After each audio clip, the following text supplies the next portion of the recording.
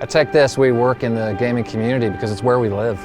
I grew up as a gamer. I played war games, conflict simulation games. I didn't have a choice, really. It's, I've been playing games since I was 6, I think. I've been a video gamer my entire life. My dad brought home an Atari 2600 for me and my brother. Well, okay, for me and my brother. I always liked games, and I always had dabbled in video games. Video games offer that very healthy opportunity to feel enchanted. The thing about the video game community, it's hard for people to talk about stuff. although we're okay, like telling each other about our gaming experiences, we're not really comfortable talking about ourselves, especially not with regards to things we think will make us seem different. In our culture at large, and in the video game culture in particular, I think there's this misconception that you can just power through some sort of emotional turmoil. Especially as it relates to depression and anxiety. Just through sheer force of will, you can get over it. They don't know how to have that conversation with people. Your body is lying to you. Sometimes even the people you know in your daily life, people who struggle with emotional issues don't feel comfortable sharing those. Your body is saying, no one else is dealing with this. You need to handle this. So something like Take This is really helpful because it lets them know, it's okay, that guy over there that you think is so cool and amazing, he's the exact same way you are. Once your body lies to you, once you start listening, it's saying, don't tell anybody, hold this to yourself, just be happy. What? I don't know if it works that way. No, I do know that it does not work that way, but.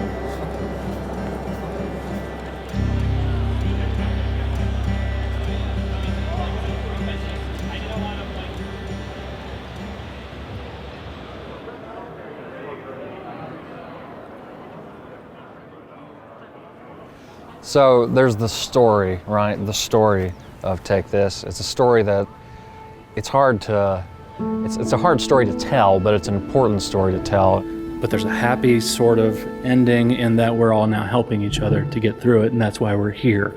We had a bad day in 2012. That's why we founded the organization. A colleague of mine and Susan's sent out an email to a lot of colleagues and editors, letting them know that the assignments that he was working on, he wasn't going to finish them. He apologized in the email for not being able to turn over the assignments that he was working on. And then he wouldn't be available for additional assignments because by the time they read his email, he was going to be dead. And sure enough, when all of these people who received the email woke up the next morning, he was no longer with us. Matt Hughes committed suicide. He had been struggling with depression and decided to end his own life, and no one knew.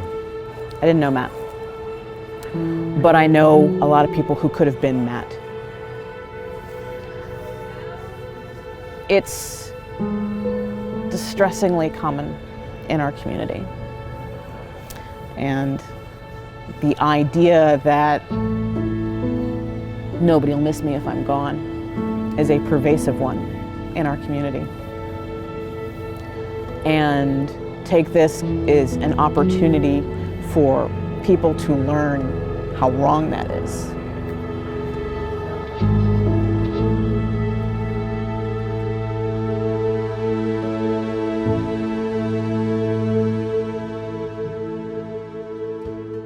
So hands up, those of you who know what Take This is all about. Most, okay, that's pretty great. That's pretty great, okay. For those of you who do not, Take This. What we're trying to do with Take This is give video gamers the idea that, it's okay to acknowledge that you have a mental health issue, that you're not alone. Within the video game industry, mental health awareness is a really important issue. Not only does it affect gamers and fans that play our games, but it affects the people who make them as well. They go to our website and read stories and realize that they're not alone. I worked with Russ Pitts and Susan Arendt before, and I heard about Take This when they founded it. The more I talked about it internally at IGN, the more I realized there was genuine enthusiasm among the members of staff to get involved, to really participate in the mission that Take This is trying to undertake. Our mission is to educate and advocate about mental health issues in the gaming community. I know and have met people who have dealt with mental health issues. I know studios that have been affected by people that have been suffering from depression, people who have taken their lives because they didn't get the help maybe that they needed. And Take This very loudly proclaims, no, it's okay to say that. Because guess what? There are a lot of people out there that are just like you, that are having that same issue. It's certainly important to me that we continue to raise awareness both amongst gamers and within our own industry, that people understand how to get help and where to get help. If you can take that step of acknowledging that you have a problem, there is help out there. Mark is the backbone of everything we do. He pitched an article about his own experience being a World of Warcraft addict. Counselors are not dragons, they're like okay people. This is definitely not, when you picture gamer or gaming addict, a successful psychologist is not what springs to mind. I've actually been in practice for 26 years. I work up in the Boston area, and I was fortunate to come to know Russ and Susan. Without Susan there to help us connect, it would be a lot harder for us to reach the people who need help. So yeah, woo, Pack South, woo! Her main task is den mother and spiritual guide. She's the heart of the group. We're part of this community. We're connected via IM or Twitter or gamertag or clan, and yet we still feel so alone. Video gamers have, as a group, they've probably been more, I'm going to say, phobic and maybe misunderstood and not accepted by mental health professionals. Your mama is so classless, she could be a communist utopia.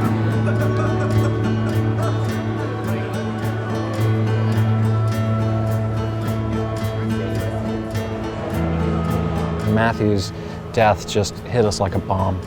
And we asked ourselves, if Matt had been one of ours and we had known that he was struggling, what would we have done? What could we have done to help him? So that's where we came up with the idea for Take This. You know, you are not alone. It's dangerous to go alone. We're here for you. It's an homage to Zelda, The Legend of Zelda. Link is about to go out into the world, and he's pretty young and pretty defenseless. I tweeted something to the effect of, would people be supportive of a mental health charity for the game community?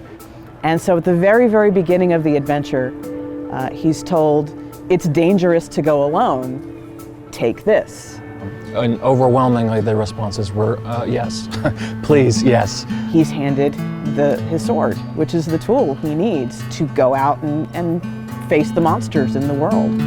This seemed to both of us so important that whatever time it took, whatever we might need to sacrifice to try and get an organization like Take This off the ground would be worth it, because people needed it. You know, yeah, the world is scary and there are monsters out there. Well, we got your back. Take this.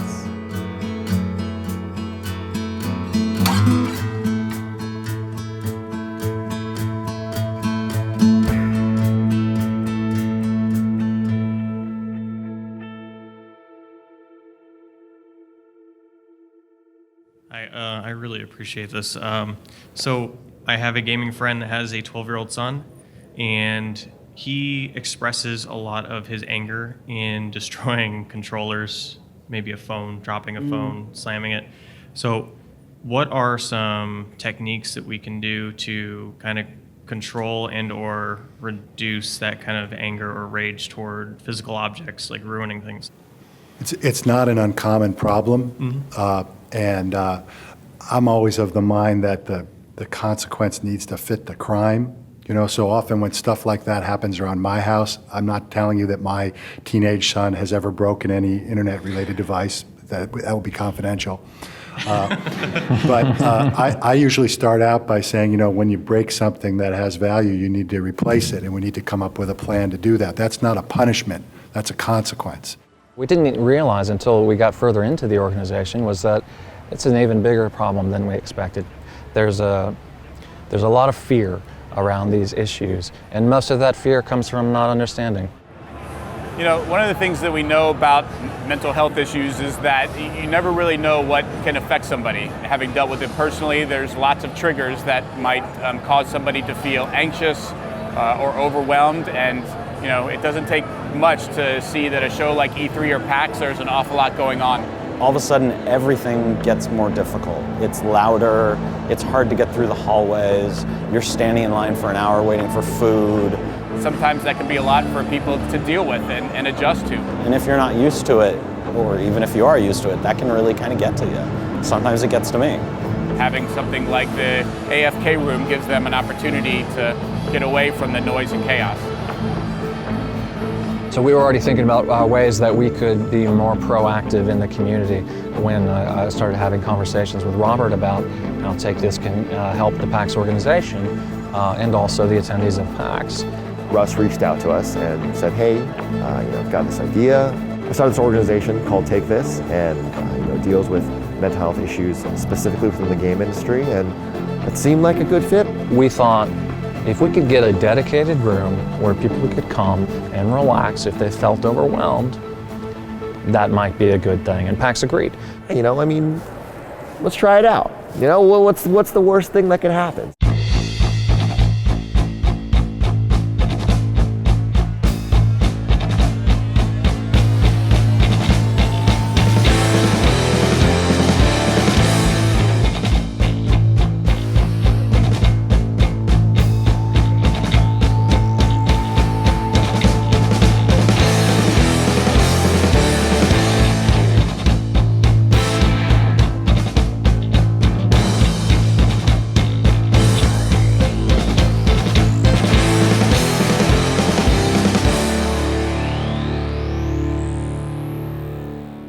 What is PAX? PAX is a celebration of gaming culture. PAX is a gaming festival. This is a place, for me especially, that gives me this warm, glowing sense of self-worth. It helps me recharge. People that go to PAX generally are the type of gamers that live, eat, breathe games. They identify with games a huge part of their lives. The shared camaraderie of being part of the gaming community. And to have a celebration of that under one roof is what PAX is. PAX is an experience where you can be a gamer totally openly and experience new titles with new people, maybe try out some new role-playing games, maybe try out a new board game. There's no secret that PAX to me is the most rewarding time of the year. There's a lot of people in everyone's friend circle, certainly in mine.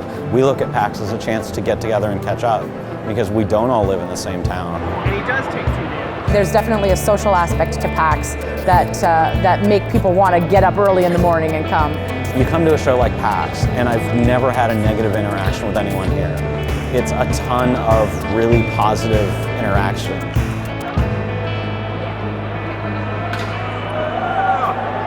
So many people want to come to PAX. That sounds just like marketing. But for those that are watching this that aren't necessarily aware of PAX, PAX sells out in minutes. The number of people that basically can safely fit into a convention center varies from venue to venue and is based on fire code. Servers melt down, it is chaos. Depending on which show it is, you've suddenly been thrown into a relatively small space. People get very upset at us because they can't get tickets. With anywhere from 30,000 to 70,000 strangers. And that is stress. Coming to PAX is a very visceral experience for those that are here. You see all the lights, you see all the people, all the excitement. It is absolutely sensory overload. It's difficult to explain what that sensation is like to those that have never been.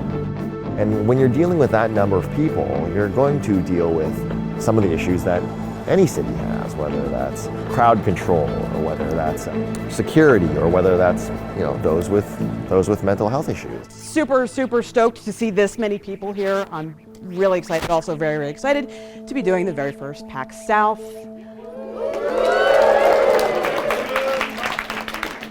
Yeah. Take This helped us with an information training package on how we can recognize signs of people having mental health issues that we could deal with here at the show.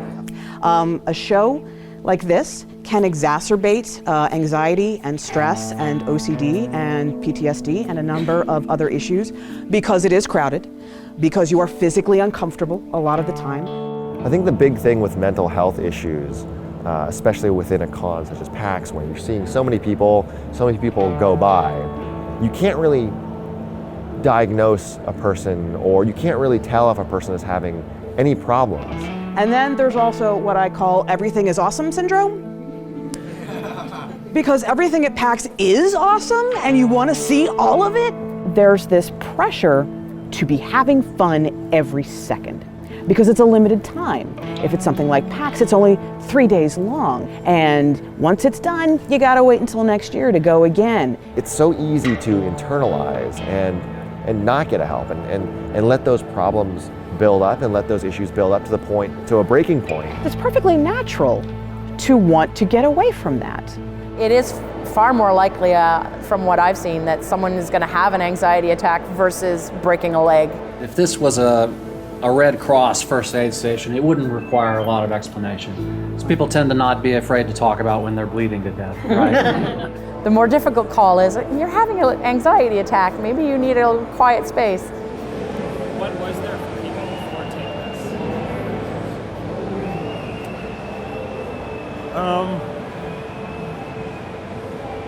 I don't really know that I can say, I don't know that I can answer the question that you're asking, except to say that there wasn't anything before Take This.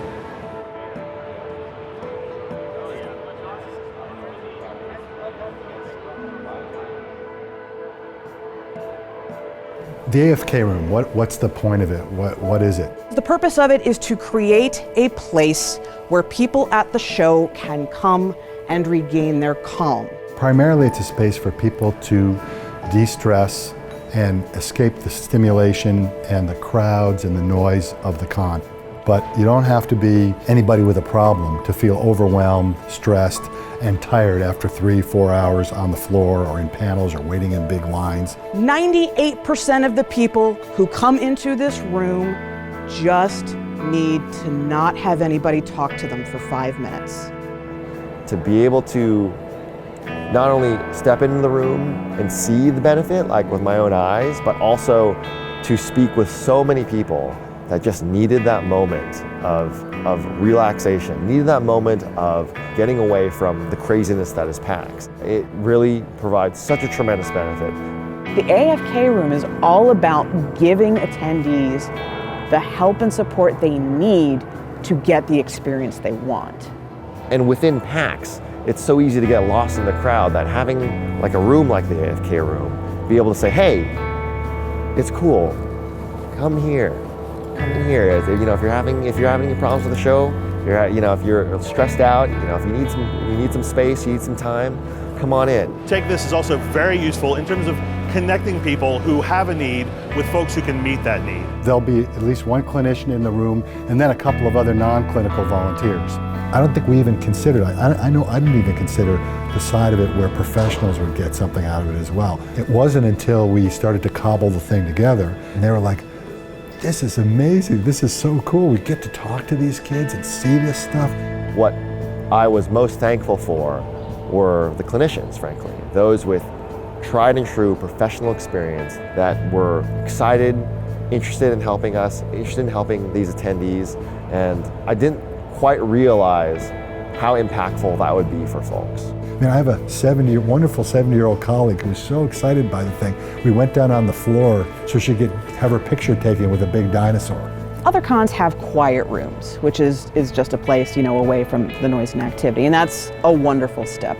We have the clinicians on staff at all times because sometimes some attendees need more. We had one instance at Prime. We're reluctant to talk about it. It's difficult because it was a painful experience, but it was also it was very traumatic for the young woman involved. Young girl brought her friend into the AFK room and found one of our volunteers. Had told her friend that she was going to end it all and had a plan to do so very publicly in the convention center. We can sit back and observe it now and go, wow. It wasn't, it was an incident, capital A, capital I. And from our point of view, it didn't go as smoothly as it could have, but it could have gone a lot worse. And her friend, fortunately, knew that the AFK room was there and talked to her friend long enough to get her to go. We had clinicians on staff who had emergency experience. It went through the proper protocols and chain of events to get outside help took her to the hospital and she was treated, and the last I heard, she's going to be fine. The entire event probably took less than half an hour. But what a half an hour.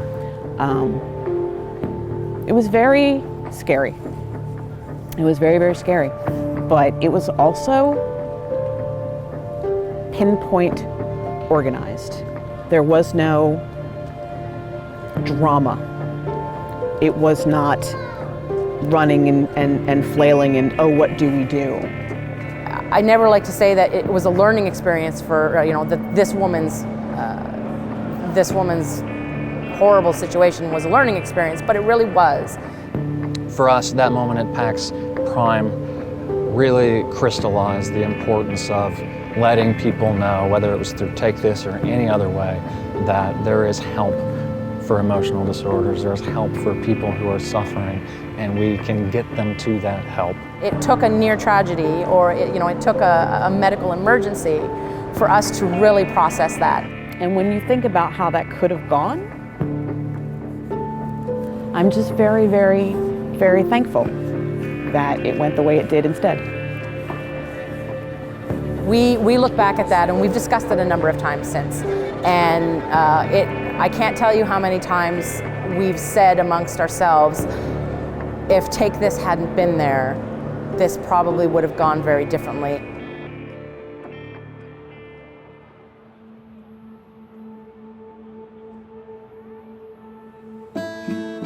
We started PAX to benefit the game community, and for us, yes, it's a big show, it's big business and whatnot, but really at the end of the day, the only thing that we care about is continuing to help the community.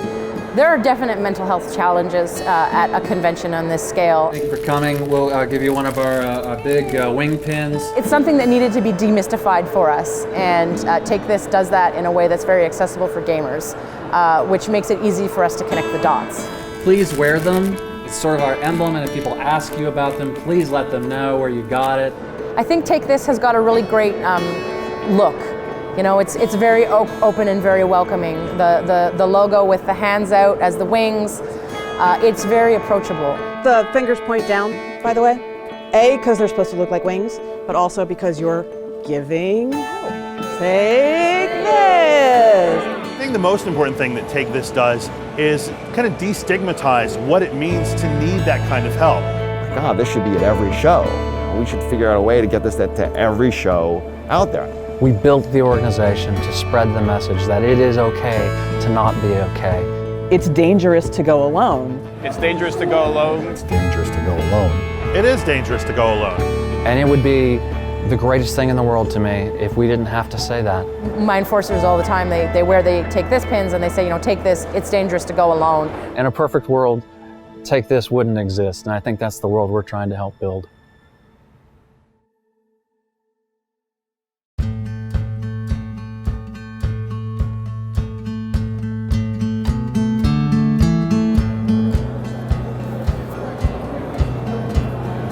What do I say to someone who is suffering right now and thinks that they're the only one in the world suffering from this?